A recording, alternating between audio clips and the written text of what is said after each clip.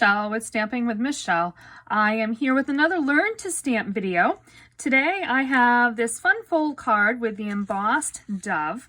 I'm going to actually show you the embossing part today and teach you how to do the embossing. Next week, if you stay tuned, I'm going to show you how to actually create this little fun fold card. But let's get going here. We're going to bring in our Whisper White cardstock, and I have the dove here from the Dove of Hope stamp set. And when you emboss, you want to use Versamark ink. So we're going to stamp this in the Versamark on the Whisper White cardstock.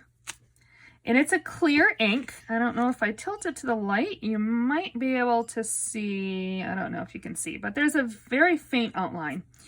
And then I like to work over a coffee filter with my embossing powder, and we're just going to sprinkle this on. I'm very generous because we're going to dump the rest of this back into the jar. But when you shake it off, look at that. The embossing powder sticks mostly to, or primarily and only, to where you have stamped with the Versamark. So I'm going to pull this out of the way.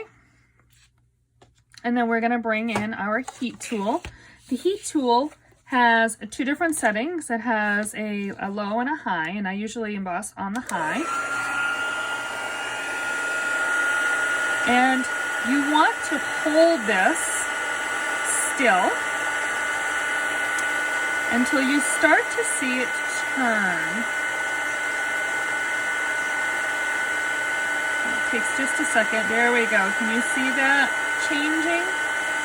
And then once it starts to change, you're just going to move it slowly across the card.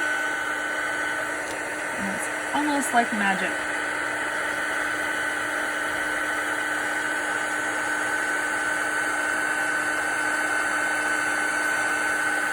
There.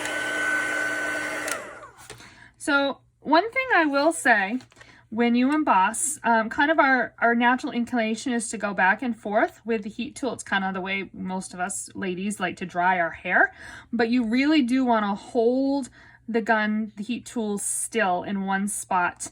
If you go back and forth, you could actually over emboss and your embossing will look dull and flat, or you could have some areas that are under embossed. So you just want to start in one spot and then move it slowly around on your card. So there is the finished embossing piece. And again, next week, if you stay tuned, I will show you how to complete the card with the fun fold.